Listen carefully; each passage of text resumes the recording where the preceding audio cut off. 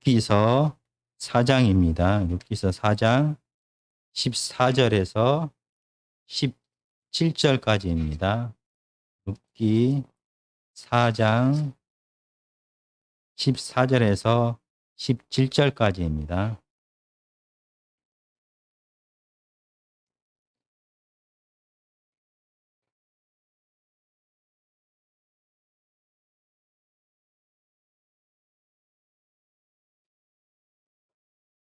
지난 금요일에 청룡 영화상을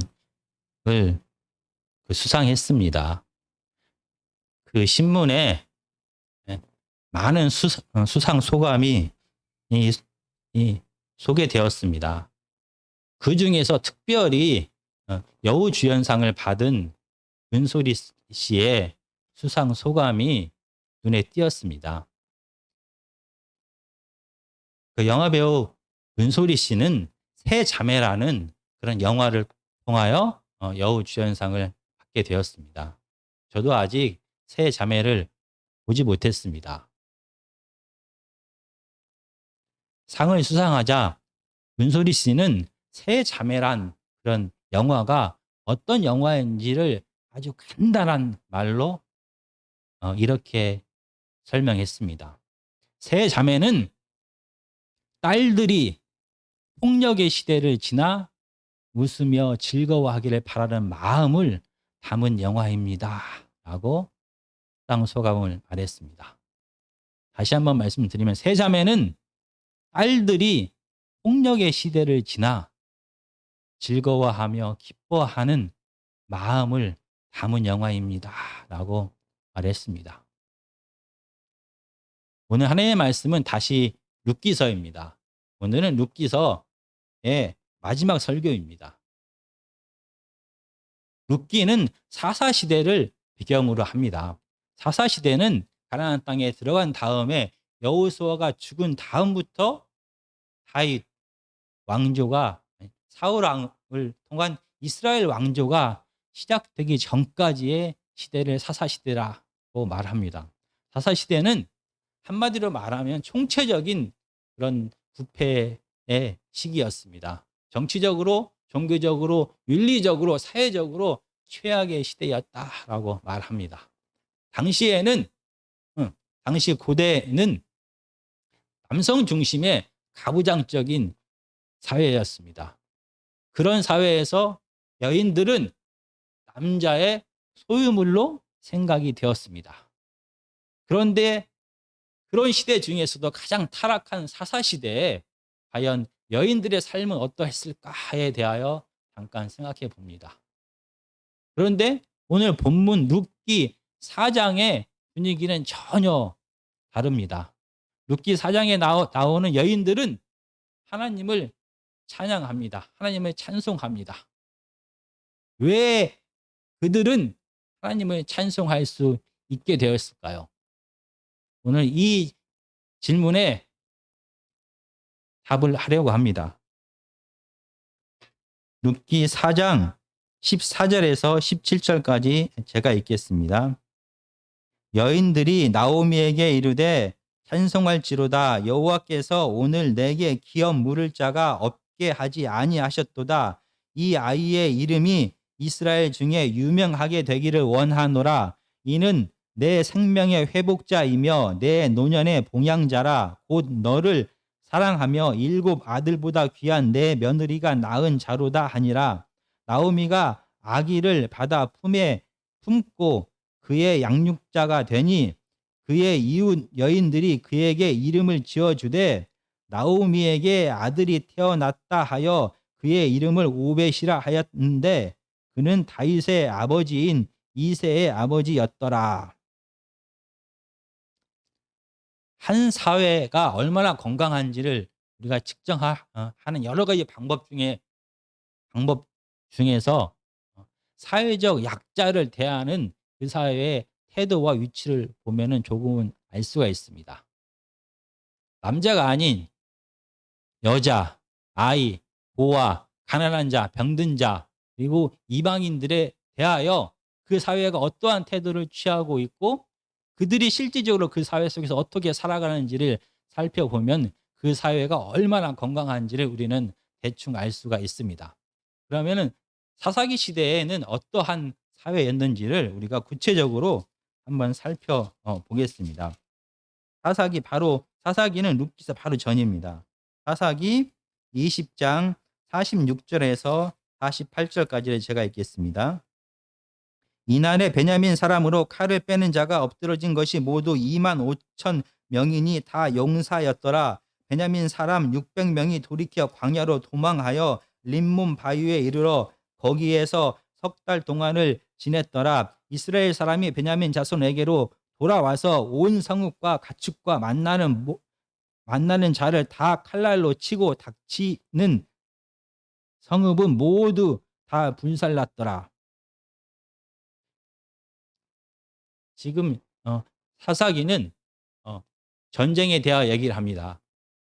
외부의 침입이 아니라 이스라엘의 내전입니다. 베냐민 지파와 나머지 11지파가 싸우게 되었습니다. 당연히 11지파가 승리하게 됩니다. 그래서 베냐민 지파의 군인, 용사 2만 5천 명은 죽게 되었습니다. 그리고 남아있는 600명은 광야로 도망을 가게 되었습니다. 그리고 전쟁에 참여하지 않은 노인과 아이들과 여자들은 죽여버렸습니다. 이렇게 전쟁은 나머지 11지파의 승리로 끝나갑니다. 근데 갑자기 이 11지파가 후회를 합니다. 나머지 600명의 용사를 죽이게 되면은 베냐민 지파가 이스라엘의 12지파에서 사라지게 됩니다. 그래서 그들은 고민합니다. 그리고 나서 결정을 합니다. 남아있는 600명의 용사에게 새로운 아내를 주자. 그리고 그래서 그들로 하여금 다시 가정을 이루게 하자라고 결론을 내리게 됩니다. 그리고 이를 실천하기 위하여 다음과 같이 행합니다. 사사기 21장 10절에서 12절, 그 다음에 23절을 제가 읽겠습니다.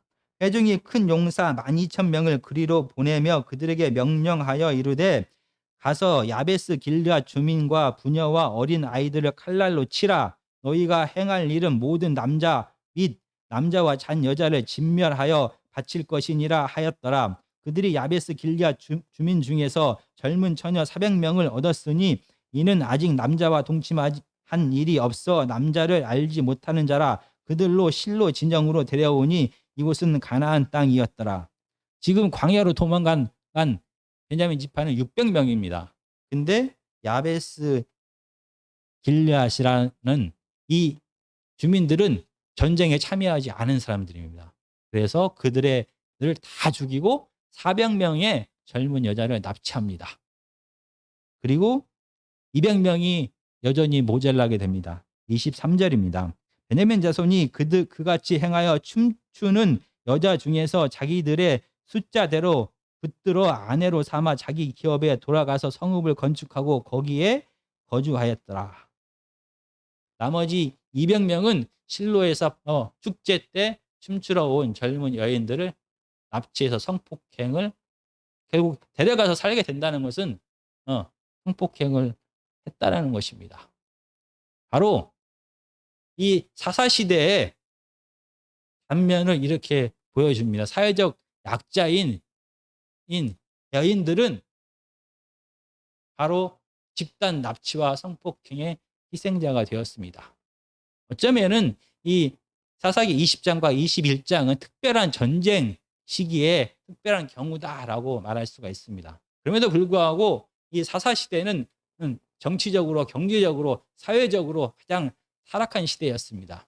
이런 시대에 과연 사회적 약자인 여인들의 삶은 기뻐하며 즐거워하며 살 수가 있었을까요? 당시 남자 중심의 가부장적인 사회에서 남자는 바로 여인들에게 생명과 사회적인, 경제적인 안정을 주는 근본이 되었습니다. 아버지와 남편과 아들이 여인들에게 생명을 공급하는 자로 인식되었습니다. 이런 사회에서 여인들이 웃으며 즐거워하며 살 수가 있을까요? 어쩌면은 부자 아버지, 온유한 남편, 효자 아들을 3명을 다 두었다라고 하면은 그 여인은 어쩌면 웃으면서 행복하게 지낼 수 있었을지도 모릅니다. 그런데 오늘 본문 룻기 4장 14절에서 베들레헴 여인들은 하나님께 감사 찬송을 했다라고 말합니다. 그렇다라고 하면은 베들레헴 여인들은 이렇게 좋고 부자인 아버지와 온유한 남편과 효자인 아들을 모두 다 두었기 때문에 그들은 기뻐하며 감사하며 지냈던 것일까요? 그런데 이 베들레헴 여인들은 우리가 방금 전에 보았던 것처럼 기뻐하며 하나님께 감사했을 뿐만이 아니라 이 새롭게 태어난 룻의 아들에게 오벳이라는 이름까지 지어줍니다. 당시 소유물에 불과했던 여자의 입장에서 보았을 때 이름을 지어주는 이런 당당한 모습은 참으로 이해하기가 힘듭니다. 그렇다고 하면 베들레헴만 다른 지역과 다른 분위기였습니다. 다른 형태의 남성 중심의 가부장적인 그런 사회가 아니었습니까? 근데 성경은 그렇지 않다라고 말을 합니다. 룻기서 1장 9절입니다. 여호와께서 너희에게 허락하사 각기 남편의 집에서 위로를 받게 하시기를 원하노라 하고 그들에게 입맞춤에 그들이 소리 높여 울며 라고 기록합니다. 지금 나오미는 두 며느리에게 이렇게 얘기합니다. 다시 너의 모압 지방으로 돌아가라. 가서 남편을 구해라. 그리고 남편 안에서 위로를 받으라 라고 얘기합니다. 여기서 위로라는 번역된 단어는 안식이라는 말입니다. 결국 모압 역시 남편이 생명이 되고 남편이 안정을 주는 안식처가 되는 사회였습니다. 그러면 모압만 그런 사회였고 그 옆에 있는 베들레헴은 달랐습니까? 그렇지 않습니다. 우리가 룻기 3장 1절입니다. 룻의 시어머니 나오미가 그에게 이르되 내 딸아 내가 너를 위하여 안식할 곳을 구하여 너를 복되게 하여야 하지 않겠느냐라고 말합니다. 바로 지금 나오미는 룻에게 남편을 구해주기를 원합니다. 바로 남편이 안식처가 되고 생명의 근원이 된다라고 얘기합니다. 그리고 결국 룻이 결혼하여 아들 오벳을 낳게 됩니다. 4장 15절에 이 아들에 대하여 우리가 잘 알듯이 이렇게 표현합니다. 내 생명의 회복자이며 내 노년의 봉양자라 라고 말합니다. 결국 나오미의 죽은 것과 같은 그의 삶이 회복되는 것은 바로 이 아들 오벳이 태어남을 통하여 그는 생명이 회복되어질 것이고 그의 노년의 모든 실질적인 경제적인 삶이 풍요롭게 될 것이다 라고 얘기합니다. 당시에는 모압 그리고 베들레헴 모든 지역이 이렇게 남자들을 통하여 아버지와 남편과 아들을 통하여 그들은 생명을 얻게 되고 유지하게 되었습니다. 그런데 같은 시대를 살아가는데 왜 베들레헴 여인들은 그들의 삶에 감사하여서 하나님께 찬양을 드릴 수가 있었을까요? 이 질문에 답하기 전에 왜 사사시대가 그렇게 타락한 시대였을까? 그 타락의 원인이 무엇인지를 간단하게 살펴보기를 원합니다. 사사기의 마지막은 사사기 21장 25절인데 이렇게 기록합니다. 그때 이스라엘에 왕이 없으므로 사람이 각기 자기의 소견에 옳은 대로 행하였더라.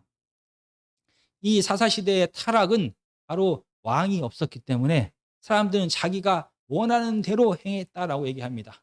사람이 자기가 갖고 있는 죄성에 따라서 쾌락과 권력을 추구하면서 자기가 원하는 대로 행했습니다. 그리고 각 부족들은 그들의 부족의 이익에 도움이 되는 대로 행하였습니다. 각 지파들은 그 지파를 위하여만 행하게 되었습니다.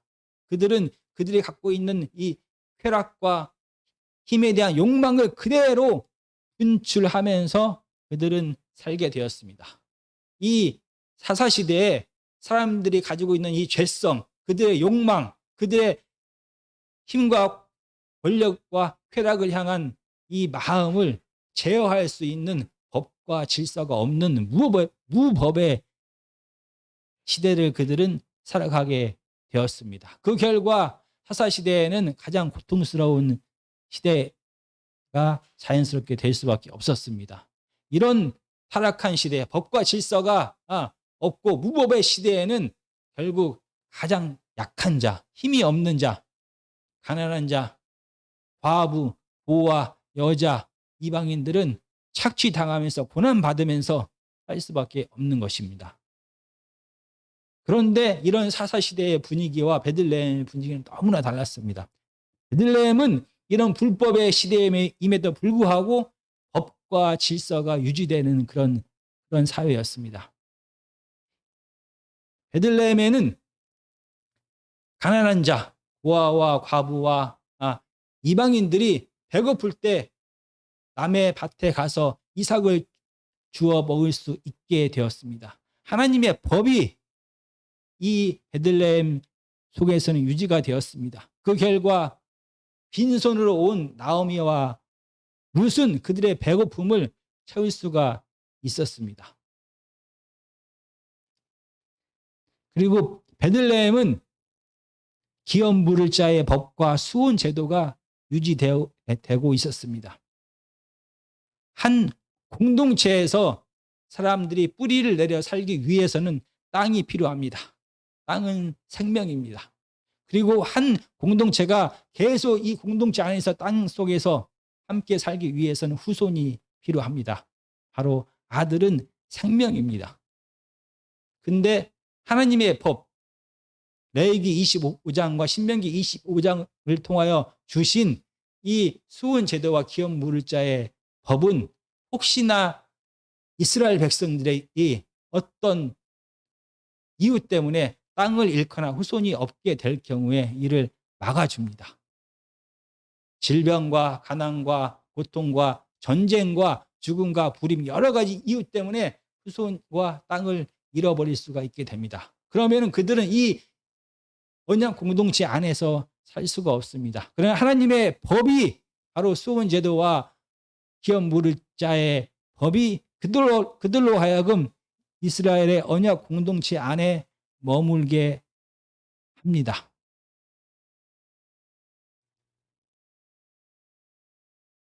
다른 사사시대의 지방과 다르게 이상하게 베들레헴은 이렇게 하나님의 법과 질서가 유지되었습니다. 뿐만 아니라 베들레헴의 사람들은 다른 사사시대의 사람들과 너무나 달랐습니다. 이 룻기에는 7개의 기도문이 나옵니다. 짧게 기도를 했습니다. 이 7개의 기도문을 우리가 시간이 없더라도 다 한번 보시겠습니다. 보면서 7개의 기도문에는 공통점이 딱 하나가 존재합니다. 우리가 그걸 찾아보겠습니다. 1장 9절입니다. 여호와께서 너희에게 허락하사 각기 남편의 집에서 위로를 받게 하시기를 원하노라. 지금 나오미는 두 며느리에게 그들이 남편을 얻을 수 있기를 기도합니다. 축복합니다. 2장 4절입니다. 마침 보아스가 베들레헴에서 와서 베는 자들에게 이르되 여호와께서 너희와 함께 하시기를 원하노라 하니 그들이 대답하되 여호와께서 당신에게 복 주시기를 원하나이다 하니라. 보아스는 그의 밭에서 일하는 종들에게 하나님께서 함께 하시기를 기도합니다.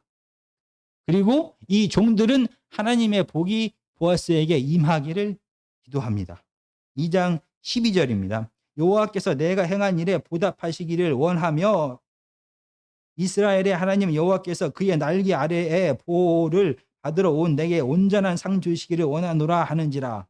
보아스는 룻에게 하나님의 상을 받아라 라고 이렇게 기도합니다. 그리고 2장 19절입니다. 시어머니가 그에게 이르되 오늘 어디서 주었느냐 어디서 일을 하였느냐 너를 돌본 자에게 복이 있기를 원하노라. 이 시어머니 이 나오미는 룻을 돌본 자를 축복합니다. 그에게 하나님의 복이 있기를 축복합니다. 그리고 3장 10절입니다.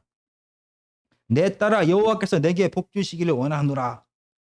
다시 보아스는 룻에게 하나님께서 너에게 복을 주시기를 원한다라고 이렇게 기도합니다. 그리고 4장 11절입니다. 성문에 있는 모든 백성과 장로들이 이르되 우리가 증인이 되나니 여호와께서 내 집에 들어가는 여인으로 이스라엘의 집을 세운 라헬과 레와 두 사람과 같게 하시고 내가 에브랏에서 유력하고 베들레헴에서 유명하게 하시기를 원하며 여호와께서 이 젊은 여자로 말미암아 내게 상속자를 주사라고 기도합니다.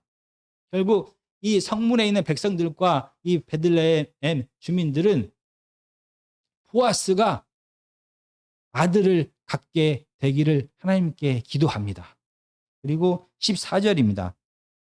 여인들이 나오미에게 이르되 찬송할지로다 여호와께서 오늘 내게 기업 물을 자가 없게 하지 아니하셨도다. 이 아이의 이름이 이스라엘 중에 유명하게 되기를 원하노라.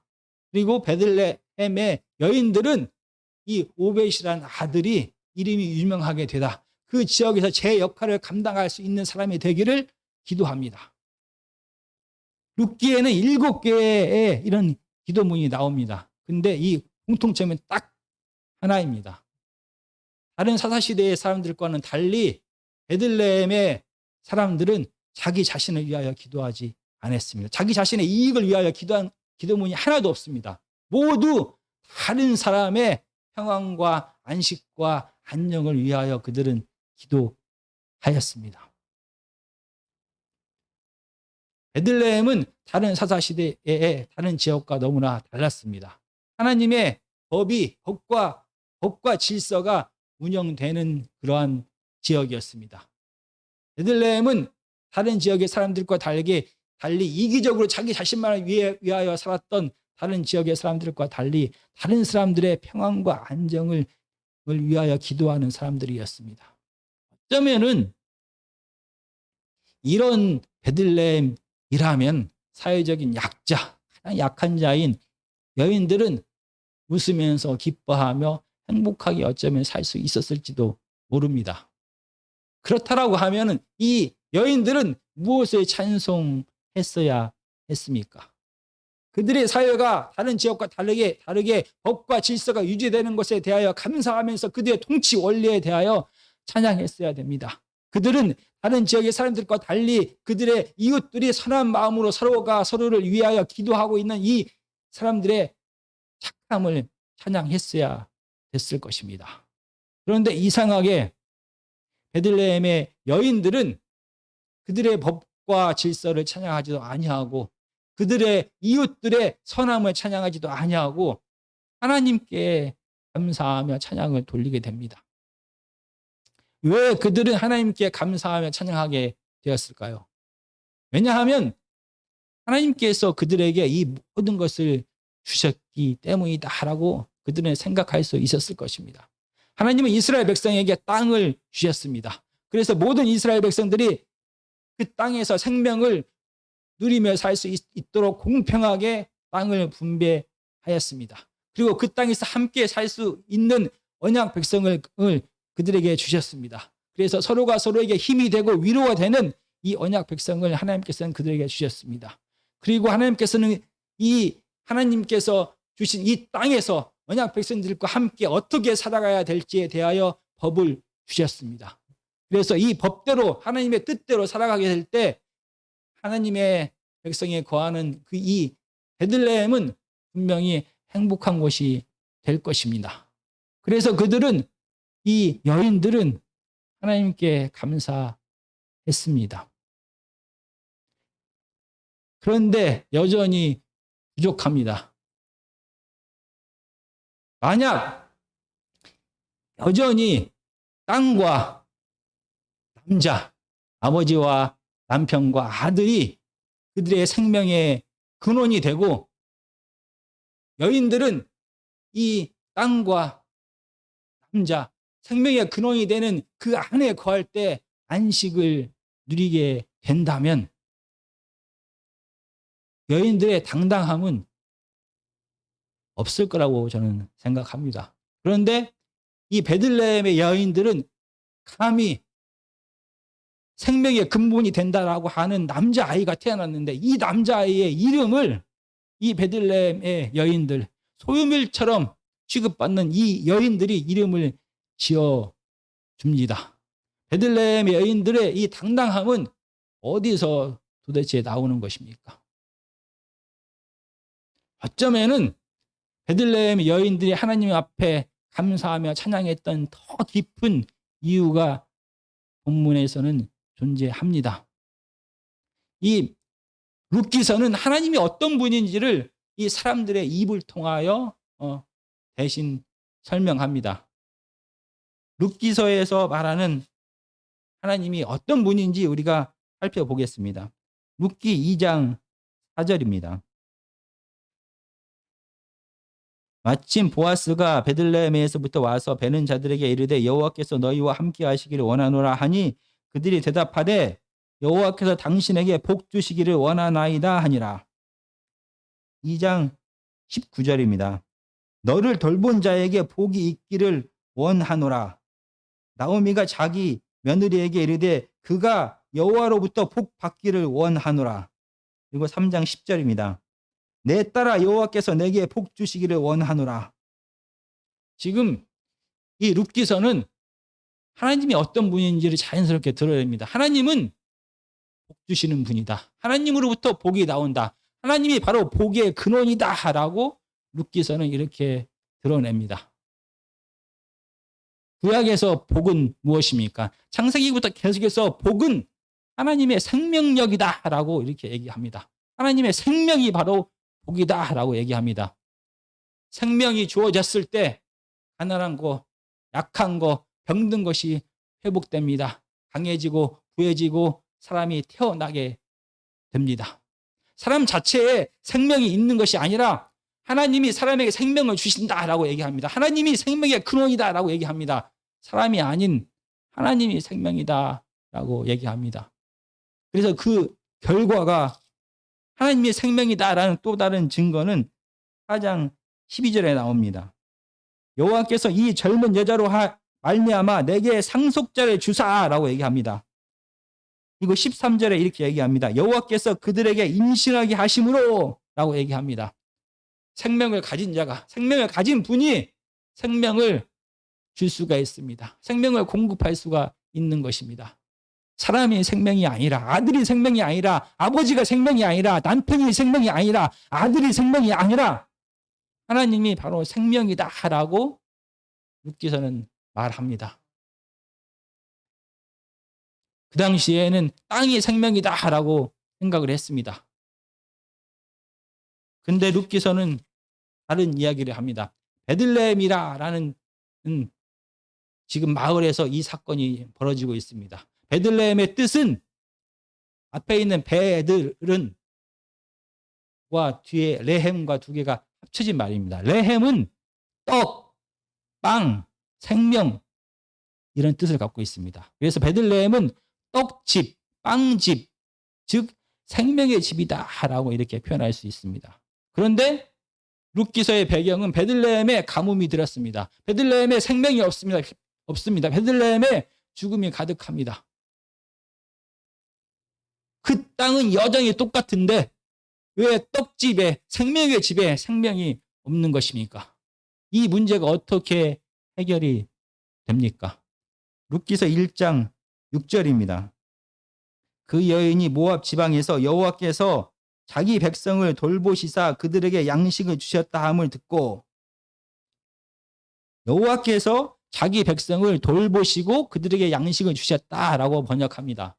근데 여기서 돌보다라는 말은 방문하다, 시찰하다라는 그런 뜻을 갖고 있습니다. 그리고 양식은 좀 전에 배운 베들레헴의 레헴입니다. 떡, 양식, 생명입니다. 하나님께서 떡을 주기 위하여, 빵을 주기 위하여, 생명을 주기 위하여 베들레헴에 방문하셨다라고 이렇게 번역할 수 있습니다. 그렇다면 그 전에는 하나님께서 베들레헴에 계시지 않았다는 말입니까? 아닙니다. 이 하나님께서 행동하셨다, 일하기 시작했다라는 말이 이 방문하다라는 말 속에 포함되어 있는 것입니다. 죽음이 가득한 베들레헴, 양식이 없는 베들레헴, 생명이 없는 베들레헴에 진짜 생명 되신 예수님께서, 생명 되신 하나님께서 그 베들레헴에 방문하셨습니다. 방문하셔서 일하기 시작하십니다. 그 결과 베들레헴은 진짜 베들레헴, 떡집, 생명의 집으로 변하게 된 것입니다. 이 땅 자체가 생명이 아닙니다. 생명 되신 하나님께서 일하실 때 그 땅은 생명이 부활하는 생명의 땅이 되는 것입니다. 사람, 아들 자체가, 남편 자체가, 아버지 자체가 생명이 될 수가 없습니다. 땅 자체가 생명이 될 수가 없습니다. 생명 되신 하나님께서 그를 이 사람들을 통하여, 순종하는 사람들을 통하여 일하십니다. 생명이 되신 하나님께서 이 땅에서 역사하실 때, 일하실 때 그 땅은 드디어 생명력을 복원하는 것입니다. 하나님만이 생명 되십니다. 하나님만이 복의 근원 되십니다. 바로 이 이유 때문에 여인들은 하나님께 감사하며 찬양할 수밖에 없었습니다. 이 베들레헴 여인들은 생명의 근원되는 하늘과 땅을 하나님께서 주셨기 때문에 하나님을 찬양한 것이 아닙니다. 베들레헴의 여인들은 생명 되신 하나님께서 일하기 시작하여서 드디어 이 베들레헴 땅에 생명이 회복되었기 때문에 하나님을 찬양한 것입니다. 그렇기 때문에 베들레헴 여인들은 감히 그 당시에는 상상할 수도 없는 갓 태어난 아들, 생명이라고 생각되는 이 아들에 대하여 오벳이다라는 이름을 지어줍니다. 왜냐하면 이 오벳이라는 말은 섬기는 자라는 뜻입니다. 오벳 자체가 사람들 눈에 보기에는 나오미와 룻의 생명을 연장시켜주고 생명을 돌아오게 한 자처럼 보였습니다. 그러나 오벳 자체는, 사람 자체는, 남자 자체는 생명이 될 수가 없는 것입니다. 하나님께서 오벳으로 하여금 맡기신 사명은 바로 생명을 전달하는 자, 섬기는 자로 그를 세운 것입니다. 그래서 베들레헴 여인들은 알고 있었습니다. 남자인 너나, 너희들이 소유물이라고 생각하는 나나 모두 다 생명이 없다. 하나님으로부터 생명은 공급받는 것이기 때문에 그들은 당당하게 이 아들 오벳으로 하여금 내 역할을 잘 감당하기를 기도하고 축복한 것입니다. 그들은 생명을 전달하는 자다라는 것을 분명히 알았기 때문에 땅도 아닌, 사람도 아닌, 남자도 아닌, 아버지도 아닌, 남편도 아닌, 아들도 아닌 하나님께 감사 찬양을 드릴 수가 있었던 것입니다.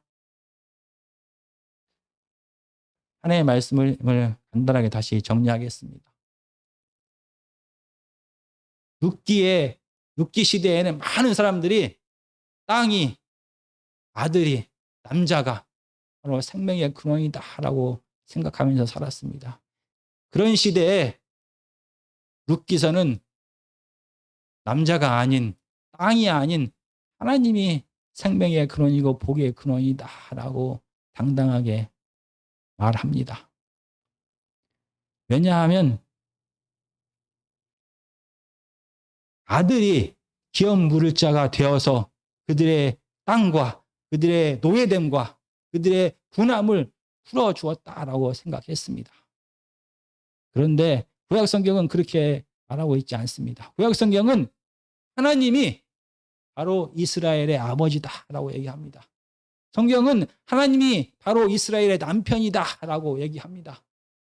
그래서 하나님께서 스스로 생명 되신 그분이 스스로 기업 물을 자가 되셨습니다. 그래서 이스라엘을 애굽의 노예 생활에서 구원하셨습니다. 하나님이 이스라엘에게 가나안 땅을 주셨습니다. 그리고 가나안에서 행복하게 살 수 있도록 그들에게 법과 질서를 주셨습니다. 하나님이 기업 물을 자가 되셔서 스스로 생명 되신 하나님께서 이 모든 일을 다 행하셨습니다. 하나님이 생명이고 하나님이 바로 그들의 복의 근원이 된 것입니다. 비록 저희들은 사사시대를 살지 않지만 분명히 우리가 생각하는 생명이 존재합니다. 어쩌면 재물이 우리로 하여금 생명이다라고 느끼며 살 때가 너무나 많습니다. 정말 돈이 없으면 정말로 살기가 힘듭니다. 생명인 것 같습니다. 어쩌면 우리의 가족이 우리에게 생명인 것 같습니다. 만약에 남편이 없으면 그 삶이 얼마나 힘들지 상상이 안 갑니다. 만약 아내가 없으면 우리의 삶에 기쁨이 전혀 없고 우리가 어떻게 살아갑니까? 만약 우리에게 자녀가 없으면 우리에게는 희망이 없다라고 생각할 수도 있습니다. 우리에게 직업이 없으면 우리는 세상 속에서 아무것도 아닌 존재로 살아가는 것 같습니다. 직업이 우리의 생명인 것 같습니다. 어쩌면 우리의 삶 속에서 우리의 명예가 우리의 생명인 것 같습니다. 이렇게 각각의 사람들은 도저히 포기할 수 없는 그 하나를 잡고 살아갑니다. 그것을 이루게 되면, 성취하게 되면, 그것만 있으면 우리의 삶에 생명이 넘치는 복된 삶이 될 것 같습니다. 그런데 성경은 분명히 말합니다. 사람들 눈에 보이지 않는 곳에서 이 세상을 여전히 다스리고 계시는 한 분이 계시다. 그분이 준비하고 계시고 예비하고 계시고 그분이 법과 질서를 주시고 그분이 모든 것을 다 알고 우리의 고통을 해결하기 위하여 일하고 계신다라고 말합니다. 그분은 바로 살아계신 하나님이십니다. 그분은 우리를 너무나 사랑하셔서 우리가 갖고 있는 모든 문제를 다 해결하시기를 원합니다. 죄와 그 결과로 찾아오는 죽음과 두려움과 가난과 병든과 외로움, 이 모든 문제를 하나님은 해결하기 위하여 가장 사랑하는 아들까지 주셨습니다. 그래서 그분이 바로 우리의 구주이신 예수 그리스도입니다. 정말 예수 안에 생명이 있습니다. 예수 안에 복이 있습니다. 예수 안에서 모든 자유함이 있는 것입니다. 사람이 아니라, 재물이 아니라, 다른 것이 아닌 하나님이 바로 우리의 생명 되심을 우리는 늘 기억해야만 합니다. 정말 하나님이 우리 삶의 주인 되시고 생명 되신다라는 것을 고백하는 사람들의 삶의 자세에 대하여 잠깐 나누려고 합니다. 이 오늘 본문 룻기서 4장에서 하나님을 찬송했다라는 찬송하다는 단어는 히브리어로 바라크라는 단어입니다. 그런데 이 단어에는 다른 정말로 중요한 우리가 많이 얘기했던 뜻이 포함되어 있습니다. 이 찬송하다는 바라크라는 말은 축복하다, 무릎 꿇다, 복을 주다, 그리고 찬송하다라는 이런 큰 뜻을 가지고 있는 것입니다. 우리의 삶에 정말로 재물이 아닌, 사람이 아닌, 명예가 아닌, 내 지혜가 아닌 하나님이 우리의 생명이다라고 인정한다라고 하면 우리는 하나님께만 무릎 꿇고 하나님께만 찬양하고 하나님께만 경배하는 삶을 살아갈 수밖에 없습니다. 하나님을 하나님으로 인정하는 삶을 살아가고 있는지 우리는 어떻게 알 수 있습니까? 바로 우리가 생각하기에 이 생명을 갖지 못한 자, 힘을 갖지 못한 자, 복을 갖지 못한 자들에 대한 우리의 태도를 보면 우리는 알 수가 있습니다. 하나님이 모든 것을 공급하셨습니다. 내 힘과 능력으로 살아가는 것이 아니라 하나님, 생명 되신 하나님이 나에게, 우리에게 이런 힘과 능력을 공급하셨습니다. 그러면 하나님의 뜻대로 이 힘과 힘을 사용하는 게 당연합니다. 사람들 보기에 가난하고 약하고 병들고 뭔가가 부족해 보이는 사람들에 대하여 우리는 그들을 무시하거나 저주하거나 할 수가 없습니다. 왜냐하면 내가 가진 모든 것이 내 힘과 능력으로 얻은 것이 아니라 하나님께서, 생명이 되신 하나님께서 우리에게 주신 것이기 때문에 오히려 연약한 자들을 하고 함께 울고 위로하고 하나님께서 우리에게 주신 모든 것을 하나님의 뜻대로 그들과 함께 나누는 삶을 살 수밖에 없는 것입니다. 이 축복하다라는 말은 말로만 축복하는 것이 아닙니다. 이 축복하다는 말은 진짜 생명을 삶을 통하여 나누는 것입니다. 그래서 하나님을 생명의 근원이고 하나님의 모든 것을 주셨다라고 고백하는 자들은 연약한 자들과 함께 나누면서 그들을 위하여 실질적으로 축복하며 기도하며 살아가는 것입니다. 결국 생명 되신 하나님을 하나님으로 인정하는 사회가 가장 연약한 자들이 웃으며 감사하며 기뻐하며 살 수 있는 사회가 되는 것입니다. 정말 우리 아멘교회가 돈이 아닌, 사람이 아닌 하나님만을 바라보고 하나님이 모든 생명의 근원임을 고백하는 우리 아멘교회가 되었으면 좋겠습니다. 그 결과 우리 아멘교회 속에서는 베들레헴의 여인들처럼 가장 가난하고 연약하고 부족하고 소외된 자들조차 기뻐하며 감사하며 지낼 수 있는 그런 공동체가 될 것입니다. 정말 하나님께서 우리 아멘교회에 함께 하시기를 간절히 기도합니다. 찬송가 303장